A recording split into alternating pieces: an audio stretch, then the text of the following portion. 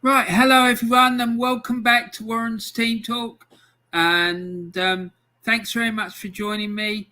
And I hope you're all great and you've had a good day today. And whatever you've been doing, I hope you've enjoyed it. Anyway, so what I'm doing today, I'm going to do a review of the Manchester United and Arsenal game from last night at Old Trafford. Um, and yeah, I've got a fair bit that I want to say about that game, to be quite honest. And so let's get into it. And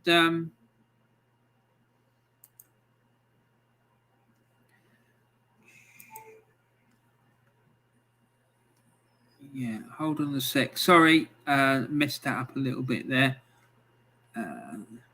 Yeah, so.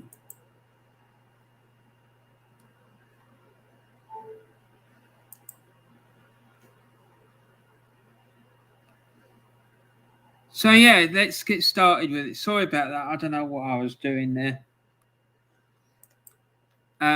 Okay, so before last night's game, I just want to start it. I'm going to go through the current form of the two sides who took part last night in that game at Old Trafford. First of all, the home team, Manchester United. Before the game last night, they hadn't won at home since the 11th of September, which was a 4-1 win over Newcastle United. And then after that, they lost 1-0 at home to Aston Villa. They drew 1-1 with Everton, lost 5-0 at home to Liverpool, and lost 2-0 at home to Manchester City. Arsenal, on the other hand, their last 5 away games, they lost last time out 4-0 at Anfield. They won 2-0 at Leicester. They drew 0-0 with Brighton. They won 1-0 at Burnley. And they lost 5-0 against Manchester City. So, you know, Arsenal weren't going up against massive world beaters, were they? Let's be honest about it. United's form has been awful. It's resulted in Ole Gunnar Solskjaer getting the sack. And yeah, like I say, they weren't going up against like an all-conquering, swashbuckling side that they needed to be scared of, not by any stretch of the imagination. So Arsenal went into this game and they Mikel Arteta decided to play a 4-4-1-1 formation. He went with Ramsdale in goal, and then a back four of Nuno Tavares, Gabriel, Ben White, and Tomiyasu, and then a midfield four of Smith Rowe, El Neni, Thomas Partey, and Gabriel Martinelli, and then just behind the main striker was Martin Odegaard, and then Aubameyang was the lone striker. So that was the formation. And throughout the game, Mikel Arteta decided to make some substitutes. Now, we're going to talk about this a bit later in a bit more detail. But during the course of the game, on the 70th minute, he decided to bring on Bukayo Saka. And then more or less 10 minutes later, he brought on Alex Lacazette and Eddie Nketiah. Lacazette came on for Aubameyang, and Saka came on for who did he come on for? He came on for Emil Smith Rowe, and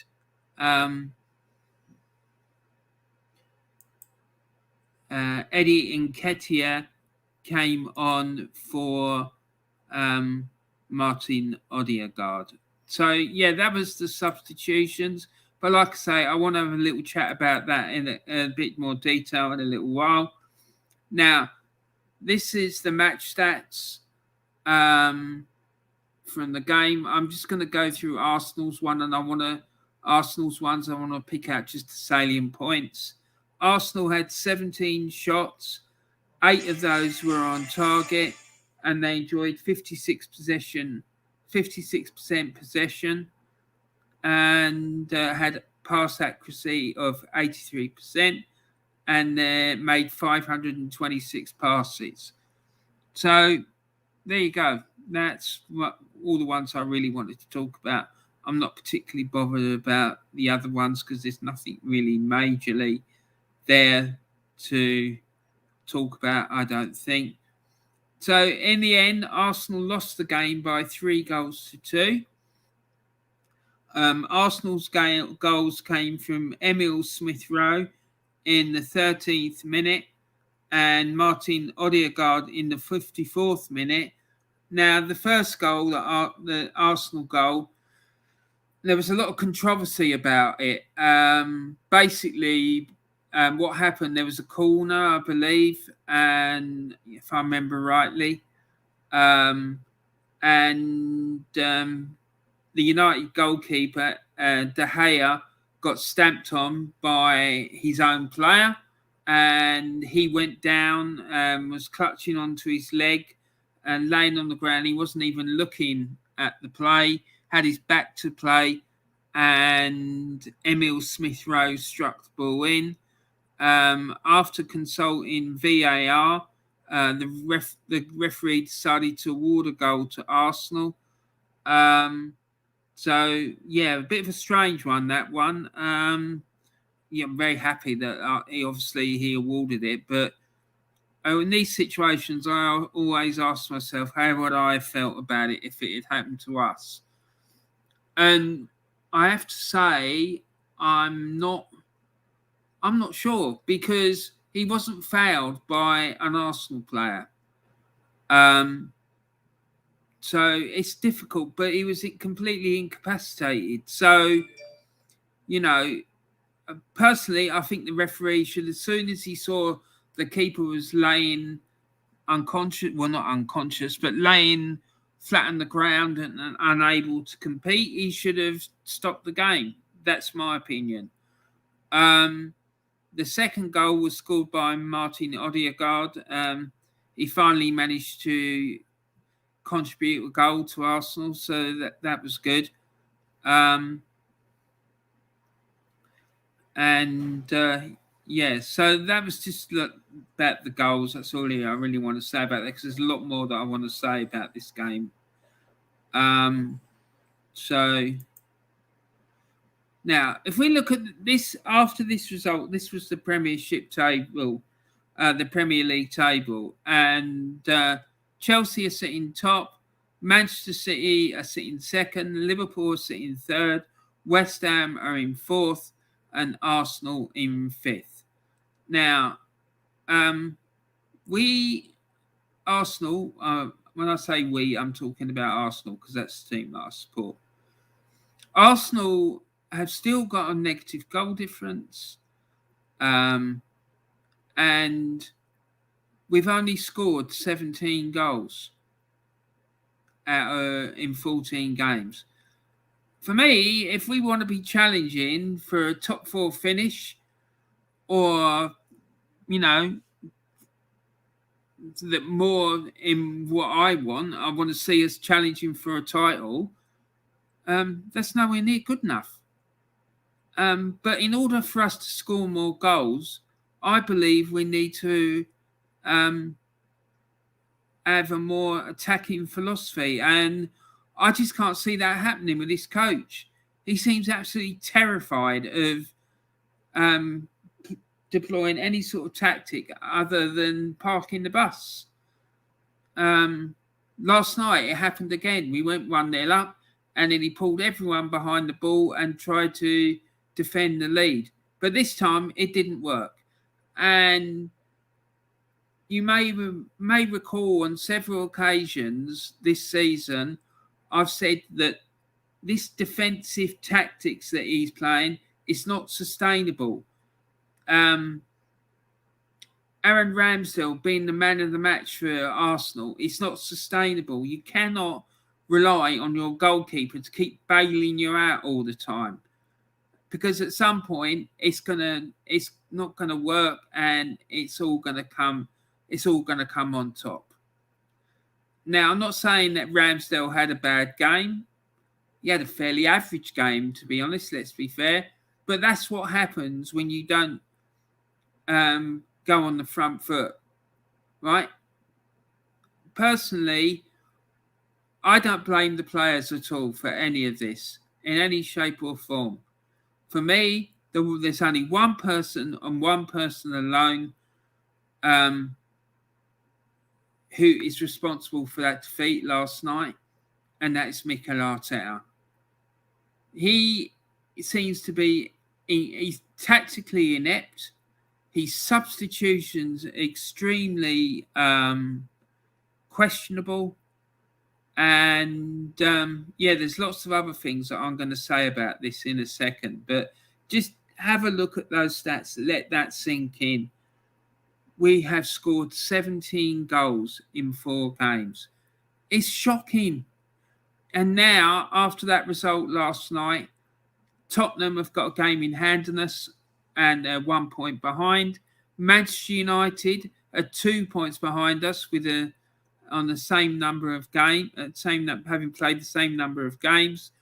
Wolves are 2 points behind us having played the same amount of games, and Brighton are 4 points behind us. Right? I'm sorry, but this is not good enough.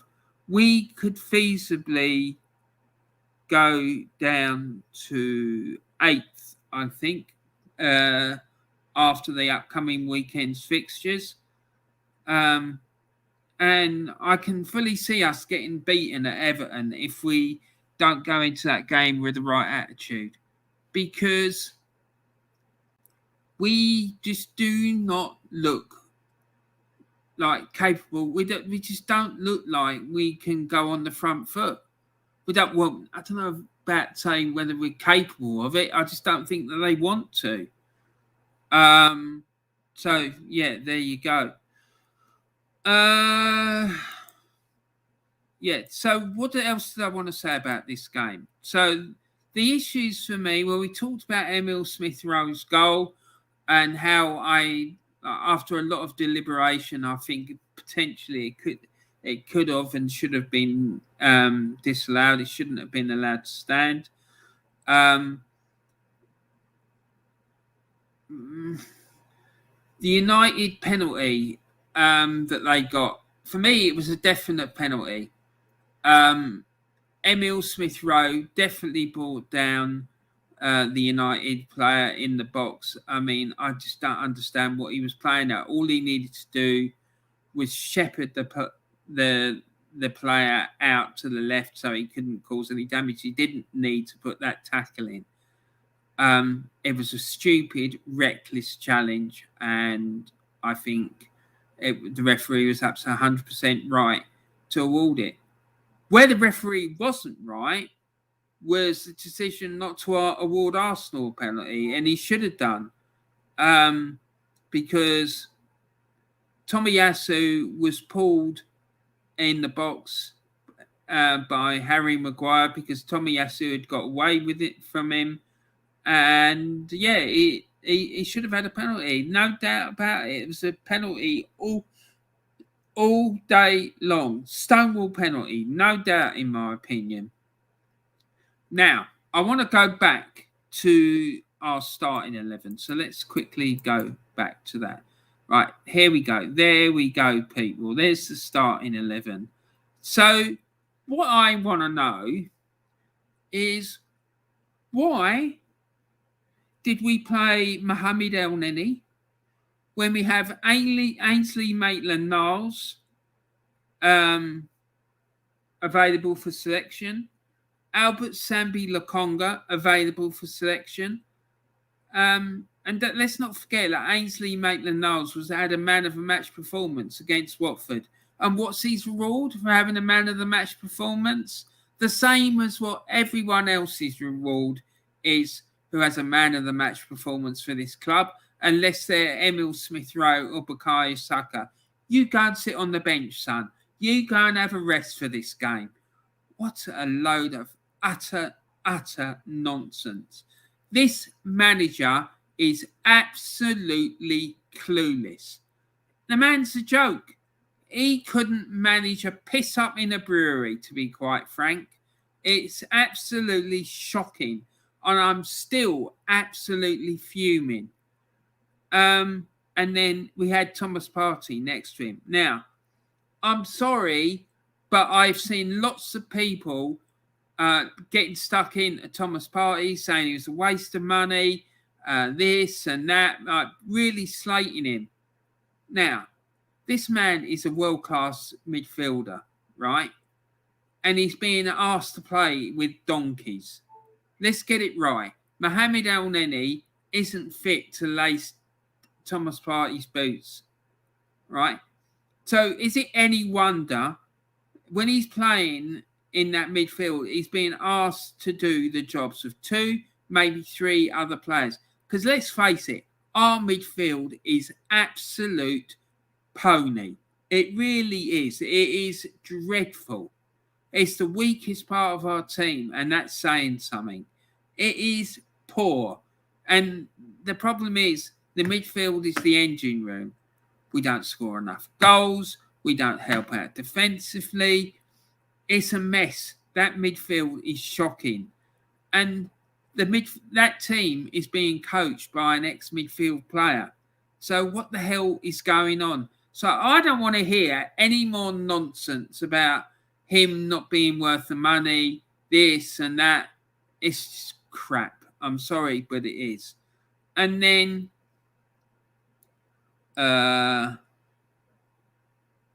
Martin Odegaard. I know he scored. I know he scored last night. But what has he done to justify his selection? And he didn't have a good game. I'm sorry. Yes, I know he scored. And it was quite a good goal. It wasn't fantastic by any stretch of the imagination.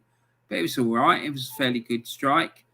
But I want to know why he didn't go with the 4-4-2 like he has done in previous weeks, and it's worked for him.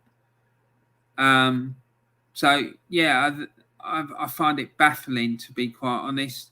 And that's why I think, as one reason, I just think he's clueless.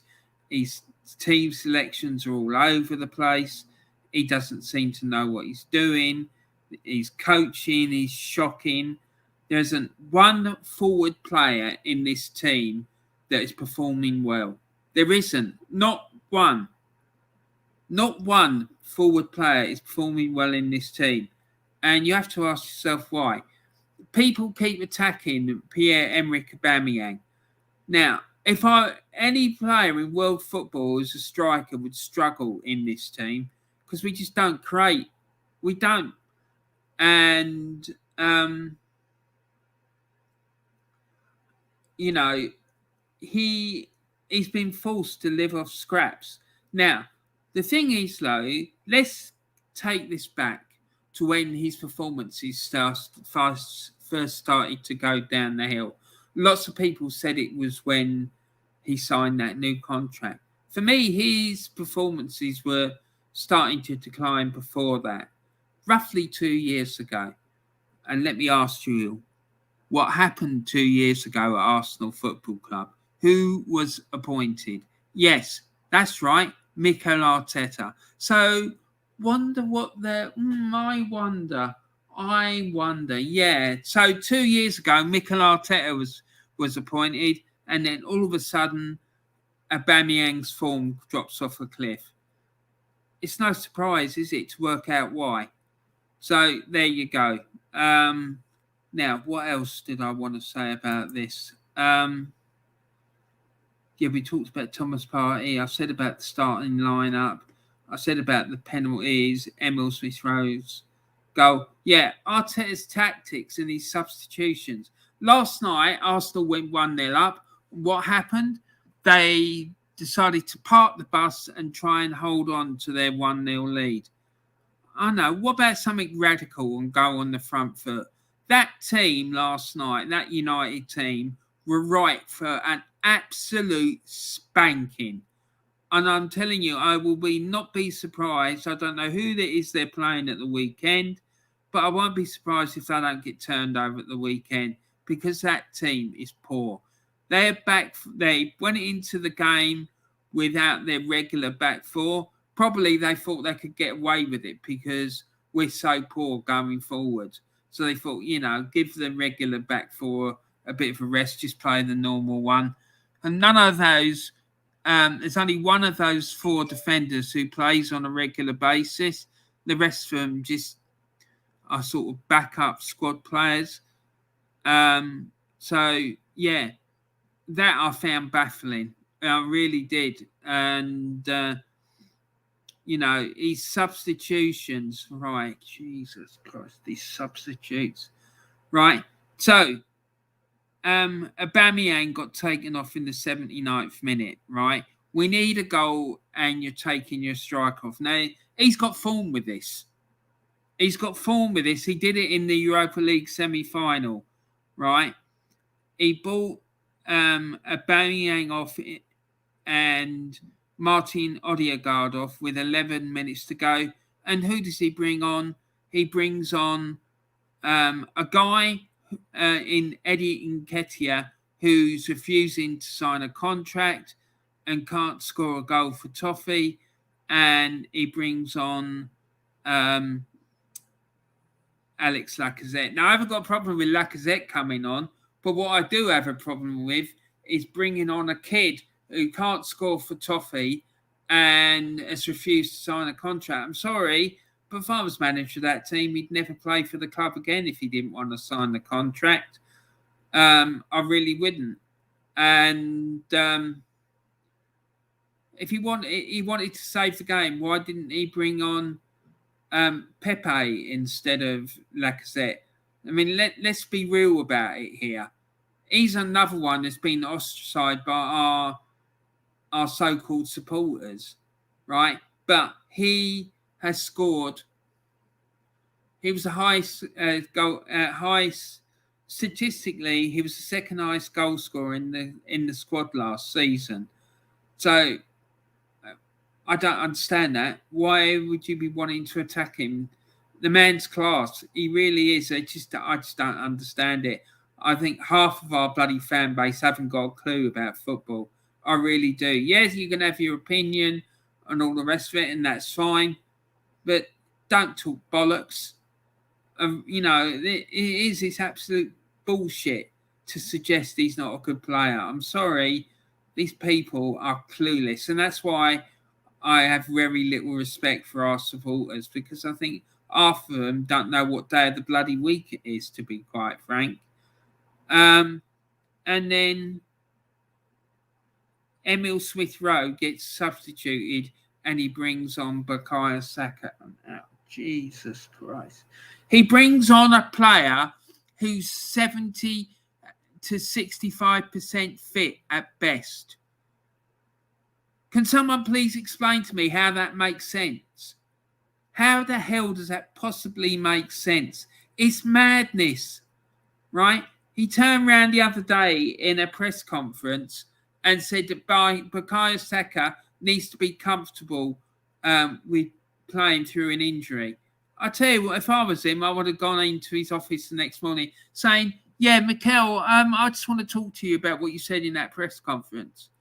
So you think I need to be comfortable playing through an injury, do you? Well, here you go. You feel like I need to be comfortable playing through an injury? How about you feeling comfortable dealing with a transfer request, you prick? And give that to him. Hand in a bloody transfer request for Bukayo.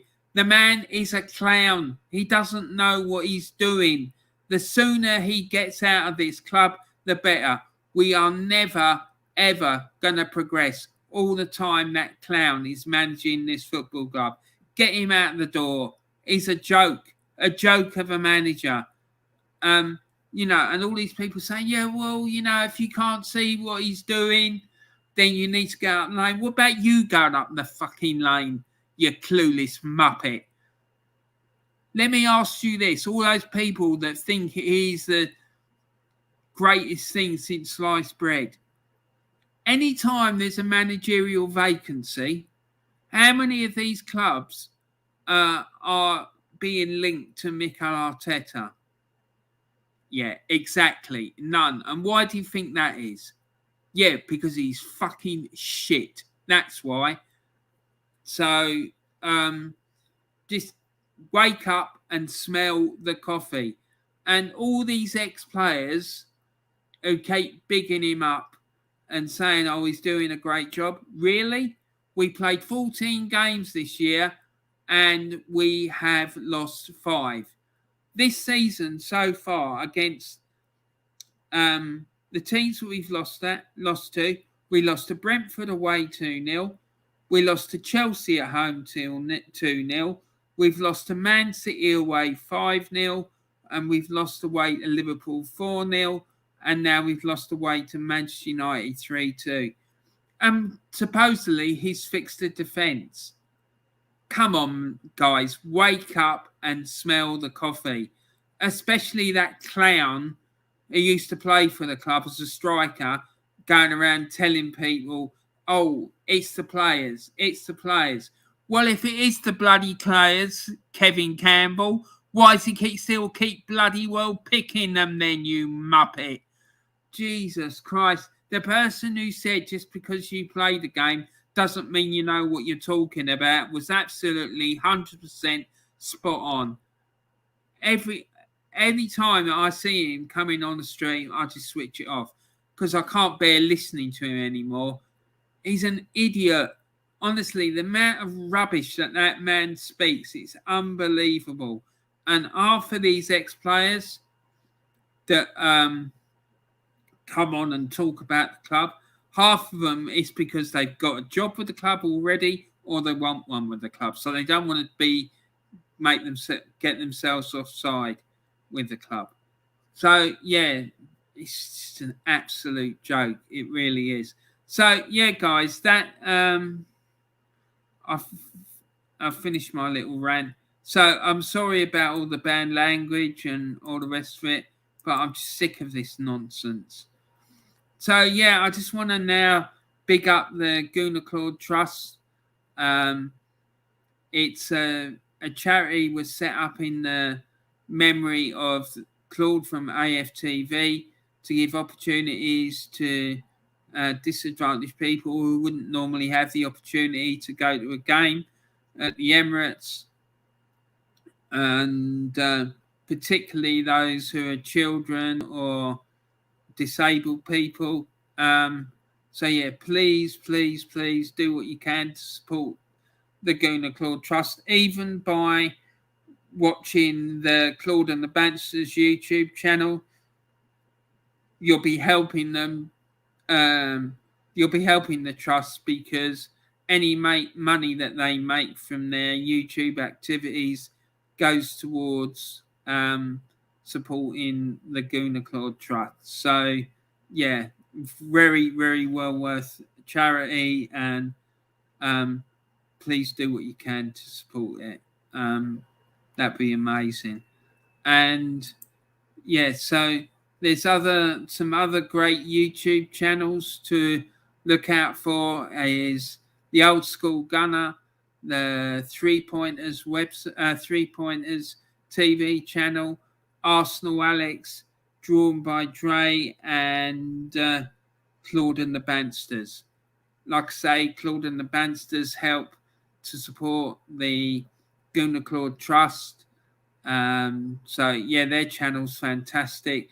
When the two presenters, Terry and Diesel, get on there together, it usually ends up in a massive tear up because both of them are one's at one end of the spectrum in the Mikel Arteta debate, and the other one is at the other end. So yeah, it's great. Then the Arsenal Alex channel, that's superb as well. Alex had Kenny Ken on his channel the other day, the legendary Kenny Ken, and it was an amazing stream and amazing video. So yeah, go and check that out. And yeah, all these channels are great. So if you go and check them out, you won't be disappointed, I'm sure. So I put links for them all in the video description, as well as the link for the GoonerClaude Trust. So, yeah, you won't be disappointed, I'm sure, if you go and check these guys out.